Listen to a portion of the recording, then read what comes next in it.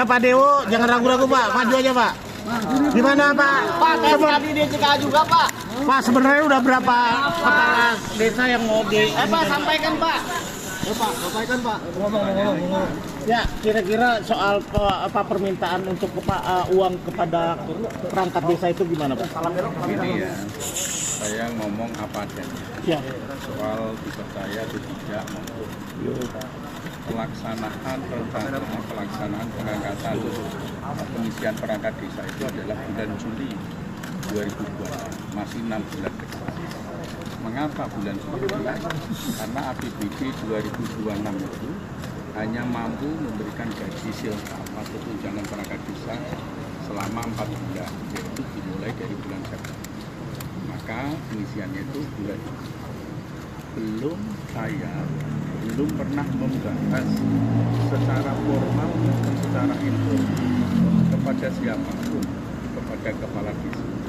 Seluruh kepala desa Kabupaten Pati, saya belum pernah membahasnya. Kepada camat, kepada OPD, belum pernah membahasnya sama sekali.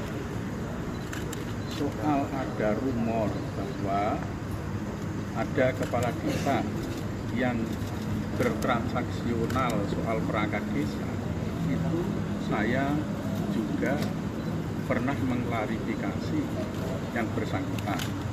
Ada satu orang katanya demikian melakukan. Saya klarifikasi, dia tidak melakukan, dan sebagai penegasan bahwa saat seleksi nantinya itu betul-betul fair dan objektif, tidak ada celah untuk bermain.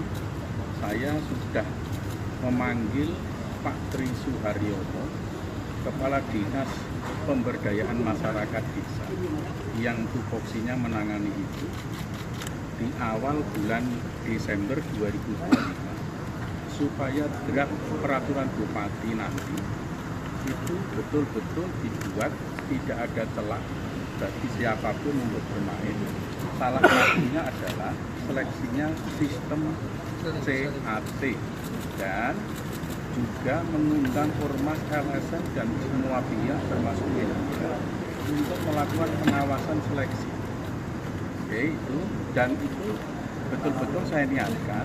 Karena apa? Selama saya menjadi bupati,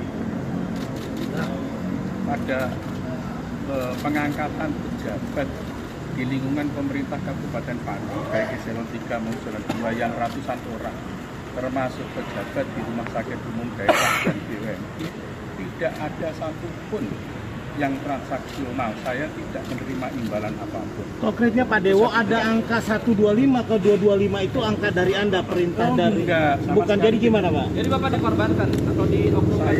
Saya menganggap saya ini dikorbankan. Saya betul-betul tidak mengetahui sama sekali.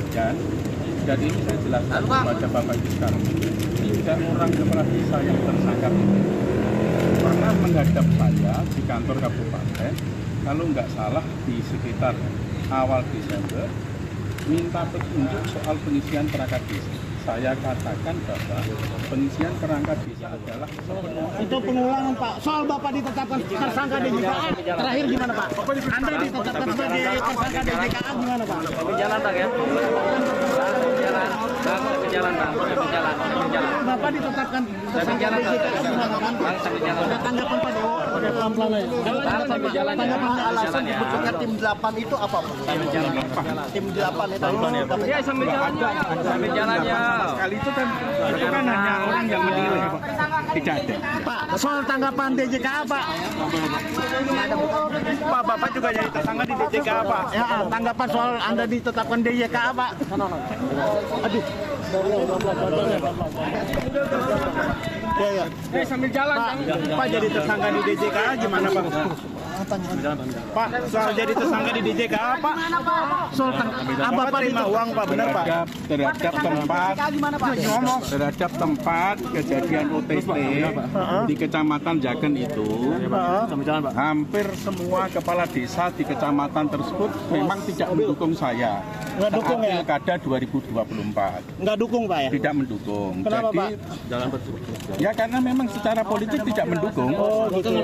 Ya. Jadi Tanggapan dikit Pak soal Anda ditetapkan sebagai tersangka DJK dong Pak. Pak terakhir dong Pak, sebelum saya jalan. tidak ditetapkan tersangka. Oh, tidak ada pemberitahuan Pak ya. Pak. Oke Pak, makasih Pak Dewo. Udah weh. Buka. Buka udah weh. Weh, apa buat warga Pati Pak? Saya Buka. Bongkar. kepada Awas udah ngomong weh, Weh, pintu rusak. Anda ditetapkan DJK Pak. Banjir, gimana Pak? Banjir Pak. Sampai jalan kan? Ada rakyat Pati Pak. Banjir. Pak di DJK gimana Pak? Pak tersangka di DJK gimana Pak? Ngomong. di kecamatan jalannya hampir semua kepalanya. Komisi Pemberantasan Korupsi menetapkan 4 orang tersangka sebagai berikut. SDW, Bupati Pati periode 2025-2030. YON, Kades Karangrowo Kecamatan Jakenan. Jion, Kades Arumanis Kecamatan Jaken. Dan JAN, Kades Sukorukun Kecamatan Jaken. KPK selanjutnya melakukan penahanan terhadap para tersangka untuk 20 hari pertama sejak tanggal 20 Januari sampai dengan 8 Februari 2026. Penahanan dilakukan di Rumah Tahanan Negara Rutan Cabang Gedung Merah Putih KPK.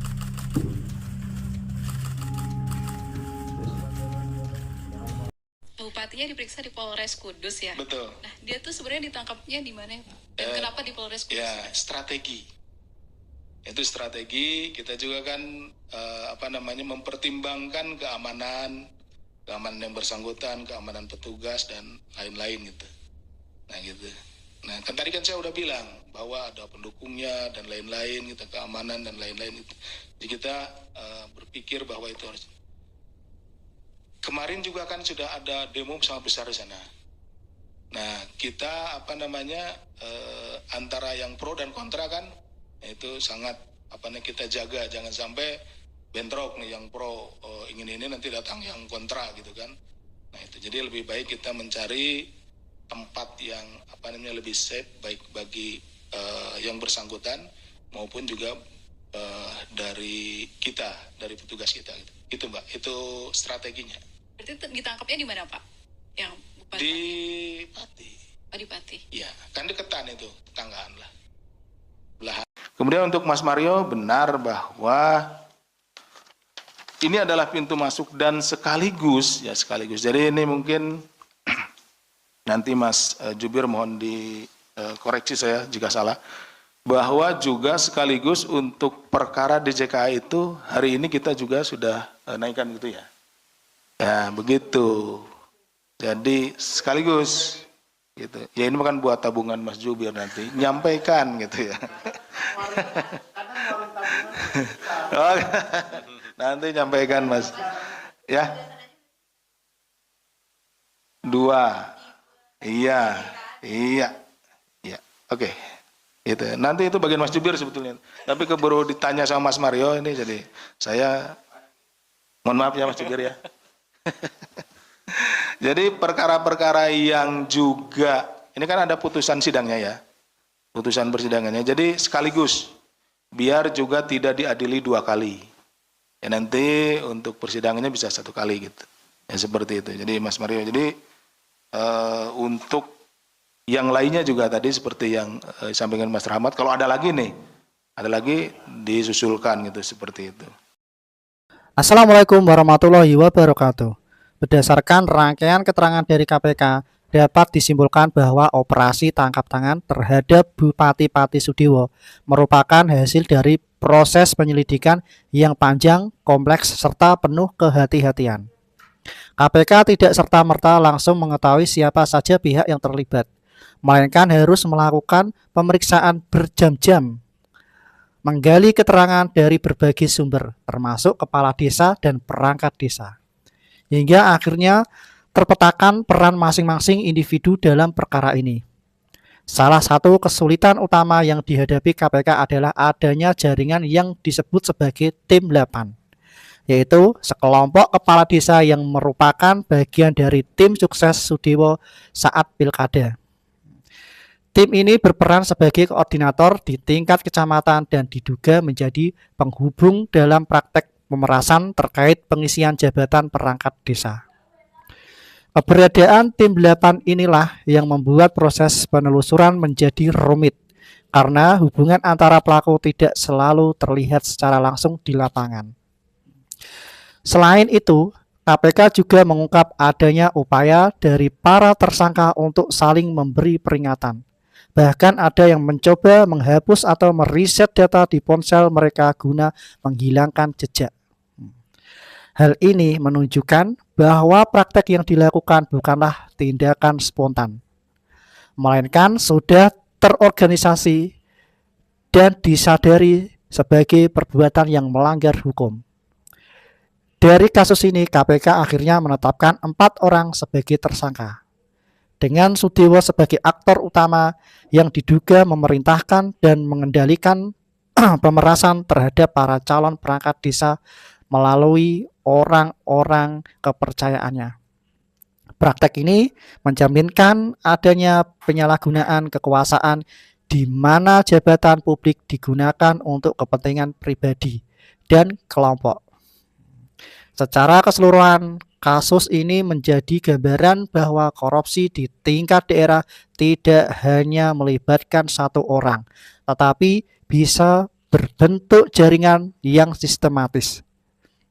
Oleh karena itu, peran KPK sangat penting untuk membongkar pola-pola semacam ini agar tata kelola pemerintahan desa dan daerah dapat berjalan secara bersih, adil, dan bebas dari praktek pemerasan serta penyalahgunaan wewenang.